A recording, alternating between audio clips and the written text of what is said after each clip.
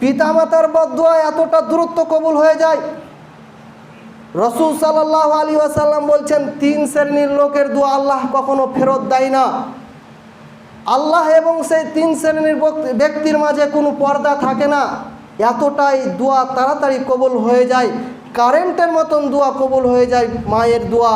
আপনাকে চলেন সেই 3 ব্যক্তিকে, 1 নম্বর হচ্ছে পিতামাতা, 2 নম্বর হচ্ছে মুসাফির ব্যক্তি যে এক জায়গা থেকে অন্য জায়গা সফর করে, 3 নম্বর হচ্ছে মজলুম ব্যক্তি।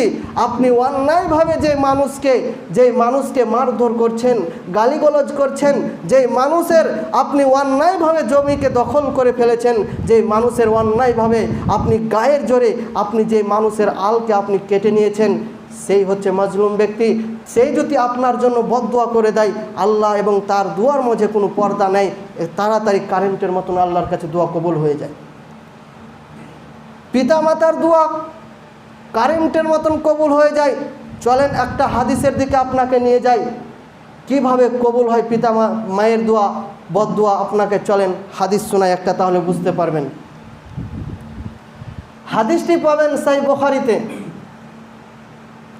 বানি ইসরাইলের জামানায় একজন লোক সেই দিন রাত ইবাদত করত। তার একটা দিন রাত ইবাদত, তার একটা ইবাদতখানা ছিল। সেই গির্জা ঘর বলে তাকে। সেই গির্জা ঘরের মধ্যে সেই লোকটি ইবাদত করত। সেই লোকটির নাম হচ্ছে জুরাইজ। সেই জুরাইজ নামে ব্যক্তিটি সেই আল্লাহর ইবাদত করত। একদিন তার মা সেই জুরাইজকে ডাকছে, বেটা জুরাইজ। জুরাইজ সে সময় সালাতের মধ্যে রয়েছে, জুরাইজ সে সময় নামাজের মধ্যে রয়েছে। এমন সময় জুরাইজ বলছে, আমি মায়ের ডাকে সাড়া দিব না, আমি সলাতকে প্রাধান্য দিব। আমি মায়ের ডাকে সাড়া দিব না, আমি সলাত চালিয়ে যাব। এরকম ভাবতে ভাবতে সেই সলাতকে বেছে নিল, নামাজকে বেছে নিল। এমন সময় তার মা বদদুয়া করছে, হে আল্লাহ, তুমি জুরাইজকে ব্যভিচারিণী মহিলার সাথে মুখ না দেখা পর্যন্ত তার মৃত্যুবরণ করিও না। সে জুরাইজের জন্য বদদুয়া করছে তার মা, হে আল্লাহ, তুমি জুরাইজকে মৃত্যুবরণ করিও না, জুরাইজের মৃত্যু দিও না যতক্ষণ পর্যন্ত সে একজন ব্যভিচারিণী মহিলার মুখ না দেখবে।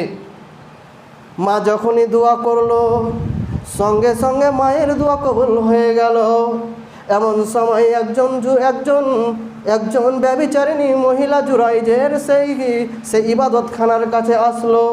আসার পরে জুরাইজকে বলছে, তুমি আমার সাথে ব্যভিচারে লিপ্ত হও, আমার সাথে তুমি খারাপ কাজ করো। জুরাইজ তখন সঙ্গে সঙ্গে মুখটাকে ফিরিয়ে নিলেন। ছি ছি ছি, তুমি কি বলো? জুরাইজ সঙ্গে সঙ্গে সে মুখটাকে ফিরিয়ে নিল। তিনবার কথাটি বলল, জুরাইজ সঙ্গে সঙ্গে মুখটা ফিরিয়ে নিল। সেই মহিলা, ব্যভিচারী মহিলা, একজন রাখালের সাথে ব্যভিচার করলো। ব্যভিচার করার ফলে তার গর্ভে সন্তান এসে গেল।